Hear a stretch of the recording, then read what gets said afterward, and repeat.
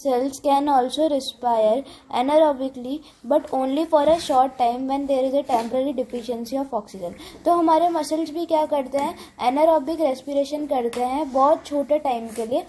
क्यों? क्योंकि कभी कभी हम लोग क्या है बहुत ज़्यादा हैवी एक्सरसाइज कर लेते हैं, रनिंग, वॉकिंग, बहुत ज़्यादा तेज चलना या बहुत देर तक हमने कोई वजन उठा लिया, तो इसके लिए हमारे ऑक्सीजन की कमी हो जाती है हमारे शरीर में, और इसके लिए हमारा बॉडी क्या है, एनारोबिक रेस्पिरेशन परफॉर्म करता है. अब हमें पता है कि जो सप्लाई ऑफ ऑक्सीजन है वो क्या है, एक लिमिटेड है, वो ना कम होगी ना ज़्यादा होगी, वो सेम अमाउंट में आएगी. पर हमारे बॉडी को इतनी ज़्यादा एनर्जी की ज़रूरत है जिसके कारण हमारा ऑक्सीजन क्या है हमें कम लगेगा, और हमारी बॉडी क्या है, हमारी बॉडी बहुत ज़्यादा हाई एनर्जी मांग रही है, ठीक है, एनर्जी प्रोड्यूस कर रही है, तो इसके लिए उसमें ऑक्सीजन की कमी हो जाएगी. अब then the anaerobic respiration takes place in the muscles to fulfil the demand of the energy. तो इसके कारण इन ऑक्सीजन की कमी को पूरा करने के लिए हमारी बॉडी कौन सा रेस्पिरेशन परफॉर्म करेगी, एनारोबिक रेस्पिरेशन परफॉर्म करेगी. उसमें क्या होगा, ग्लूकोज जो होगा वो हमारे एब्सेंस ऑफ ऑक्सीजन, या हम बोल सकते हैं थोड़ी कमी हो रही है ऑक्सीजन में, उसके कारण एब्सेंस भी बोल सकते हैं, या तो लेस रिक्वायरमेंट या लेस ऑक्सीजन इज अवेलेबल, तो उससे हमारा क्या होगा, लैक्टिक एसिड और एनर्जी हमारा प्रोड्यूस होगा. ठीक है. अब यहाँ पे हम देखते हैं, have you ever wondered why you get cramps after heavy exercise. तो आपको क्या कभी महसूस हुआ है क्रैम्प, झटके आपके पैर में आए हो या दर्द आया हो. The cramps occur when the muscle cells respire anaerobically. तो जो क्रैम्प्स हैं वो कब आते हैं, जब हमारे मसल सेल्स क्या परफॉर्म करते हैं, एनारोबिक रेस्पिरेशन परफॉर्म करते हैं. The partial breakdown of glucose produces lactic acid. तो जो हमारा पार्शियल ब्रेकडाउन मतलब पूरा कंप्लीट तरीके से हमारा जो खाना है वो नहीं पचता है, बस थोड़ा बहुत टूटता जाता है, और इसके कारण हमारा क्या है, लैक्टिक एसिड प्रोड्यूस होता है. The accumulation of lactic acid causes muscle cramp. तो जो ये लैक्टिक एसिड प्रोड्यूस हो रहा है ये क्या है, बहुत ज़्यादा हार्मफुल होता है हमारे शरीर के लिए, और इसी के कारण हमें क्या आने लगते हैं, क्रैम्प्स आने लगते हैं, हमारे पैर में दर्द होने लगता है. When we get relief from the cramps after hot bath और मसाज. तो हमें ये जो क्रैम्प्स है इनसे छुटकारा कैसे मिलता है, जब हम गर्म पानी से अपने पैर को सेक लेते हैं या नहा लेते हैं, तो उससे हमें हमारे जो क्रैम्प्स है वो खुलने लगते हैं और हमारा पैर थोड़ा थोड़ा ठीक होने लगता है, या जो भी बॉडी का पार्ट है. Can you guess why it is so.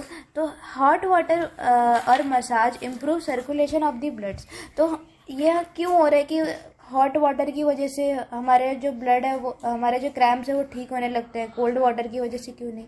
तो हॉट वाटर में क्या होता है, वो गर्माहट देता है, और जिसके कारण हमारा सर्कुलेशन क्या होता है बॉडी का अच्छे से इम्प्रूव होने लगता है. जो कि रुक गया था वो अचानक से जैसे ही गर्म पानी उस पर पड़ेगा तो वो क्या होगा, एक सर्कुलेशन उसमें कंटिन्यू आएगा, और वो सारे सेल क्या हो जाएंगे, वापस से एनर्जेटिकली परफॉर्म करेंगे.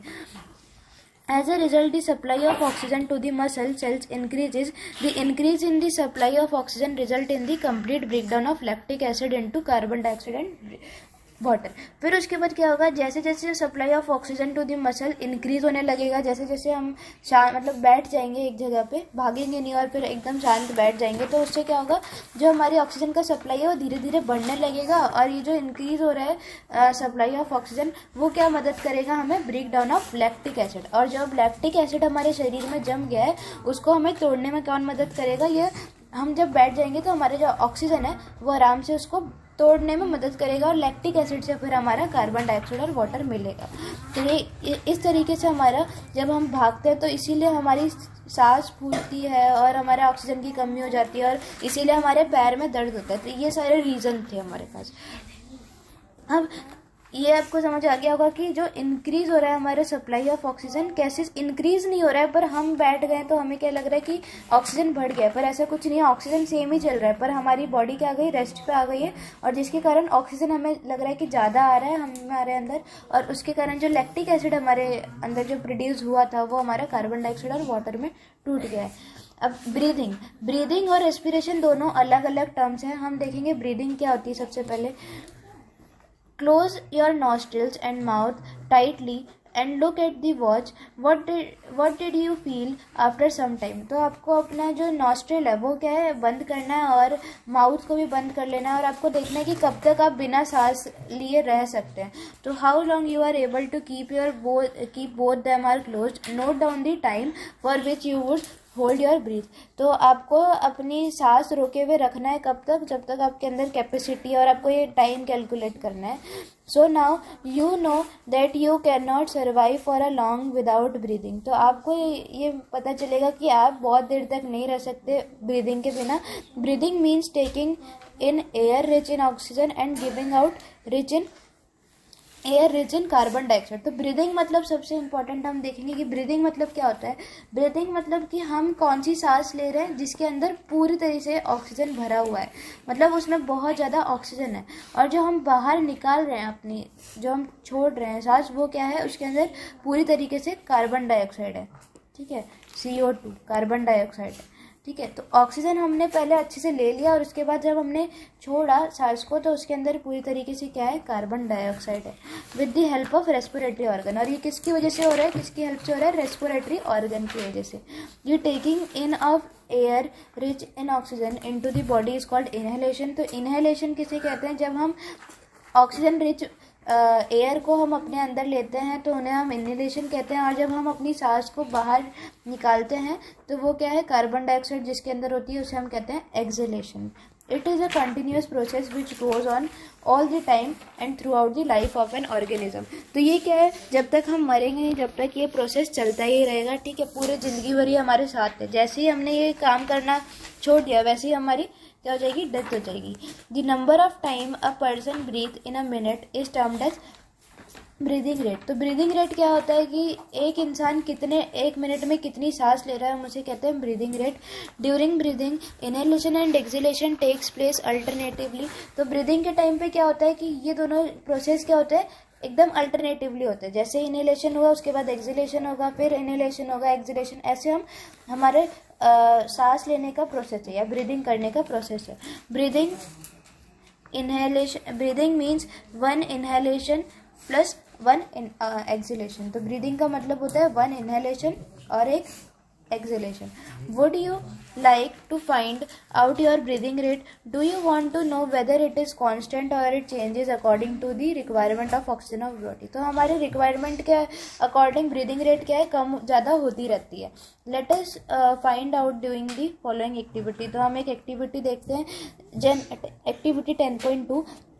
Generally, we are not aware that you are breathing. However, if you try, you can count your rate of breathing. तो हम लोगों को इतना अवेयर नहीं होते हैं कि मतलब हम सांस ले रहे तो हम लोगों का ऐसा कुछ नया नहीं लगता है, ये हमेशा का है ना, ठीक है। हम पूरे टाइम सांस ही लेते तो हम इसमें कुछ अब नया ढूंढने की कोशिश नहीं करते। पर आपको क्या है करना है कि आपको 1 मिनट में आपको देखना है कि आप कितना ब्रीथ कर रहे हैं।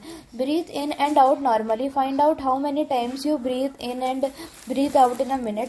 Did you inhale the same number of time और एक्सेल? तो आपको देखना है कि क्या आप इनहेल और एक्सेल दोनों सेम टाइम मतलब सेम नंबर कर रहे हैं, मतलब जितना आप इनहेल कर रहे हैं उतना ही क्या आप एक्सेल कर रहे हैं। Now count your breathing rate, number of breath in a minute after brisk walk and after running. फिर आपको ब्रीदिंग कैसे कैलकुलेट करनी है, थोड़ा चल के और उसके बाद थोड़ी देर बाद आपको रन करके देखनी है। Record your breathing rate as soon as you finish and also after complete rest. Tabulate your finding and compare your breathing rates under different condition with those on your classmate. आपको ऐसी एक table जो है इसके अंदर आपको पूरा fill करना है यही सारे प्रोसेस करके। तो ये हमारी एक एक्टिविटी है। On an average, an adult human being breathes in and out 15 to 18 times in a minute. तो हम 1 मिनट में एवरेज लिया जाए तो हम लोग 1 मिनट में 15 to 18 टाइम हम लोग ब्रीथ करते हैं, मतलब इनहेल और एक्सेल दोनों। During heavy exercise the breathing rate can be increases up to 25। और जब हम कोई एक्सरसाइज कर ले तो उसमें हमारी ब्रीदिंग रेट अप्रॉक्सीमेटली 25 टाइम हो जाती है पर मिनट, ठीक है। while we exercise, not only do we breathe fast, we also take deep breath and thus inhale more oxygen. तो हम लोग जब हैवी एक्सरसाइज कर लेते हैं तो हम लोग ना ही केवल ब्रीथ ज़्यादा डीप करते हैं पर हम ऑक्सीजन भी उतनी ही ज़्यादा अंदर लेते हैं, अपने अंदर बहुत ज़्यादा ऑक्सीजन लेते हैं हम लोग उस टाइम पे। Supply to your self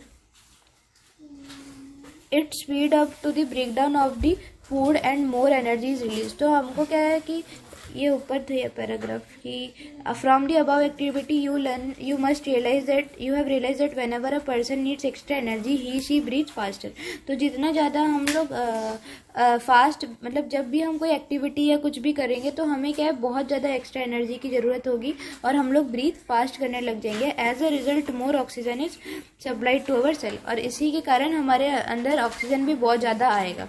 if the it speeds up the break down of food and more energy is release, और इससे हमारा जो ब्रेक डाउन है फूड का वो भी बहुत जल्दी जल्दी होगा और एनर्जी बहुत ज़्यादा निकलेगी।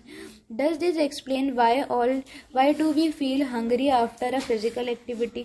तो आपको इससे पता चल रहा होगा कि क्यों आपको भूख लगती है जब आप बहुत ज़्यादा काम कर लेते हैं, ज़्यादा भाग लिए, ज़्यादा कुछ भी कर लिए, चल लिया, फिजिकल कोई भी एक्टिविटी कर ली तो आपको तुरंत भूख लगने लगती है। क्योंकि हमारी एनर्जी क्या है सारी ख़त्म हो गई है, क्योंकि सारी एनर्जी कन्वर्ट हो गई है, हमने कुछ भी काम किया जैसे रनिंग किया तो उसमें सारी एनर्जी यूज़ हो गई है, तो इसके लिए वापस एनर्जी जनरेट करने के लिए हमें क्या भूख लगने लगती है। When do we feel drowsy? Does your breathing rate slow down? Does your body receive sufficient oxygen? तो कभी कभी हम लोगों को थकान भी लगती है, तो उस टाइम पे क्या हमारी बॉडी सेम अमाउंट पे ऑक्सीजन लेती है। अब activity 10.3 figure 10.3 shows various activities carried out by a person during a normal. जैसे यहाँ पे हमारी 10.3 में क्या है बहुत सारी प्रोसेसेस हो रहे हैं, कोई स्टडी कर रहा है, कोई लेबर काम कर रहे हैं, कोई वॉक कर रहे हैं, तो इन सब में क्या एनर्जी सेम ही चलेगी चाहिए। कैन यू से which of the activity the breathing rate will be the slowest and in which of the fastest. तो आप इसमें बता सकते हैं कि कौन से में सबसे ज़्यादा ब्रीदिंग रेट होगी या और सबसे कम किस में होगी। ठीक है, यह क्वेश्चन है assign number of the picture in order of the increasing rate of breathing. तो आपको इसमें नंबरिंग करनी है कि कौन सबसे ज़्यादा पहले सबसे ज़्यादा कौन ले रहा है और उसके बाद धीरे धीरे सबसे कम कौन ले रहा है। तो अब ये जो हम हाउ डू वी ब्रीथ ये हम नेक्स्ट पार्ट में देखेंगे इस वीडियो के।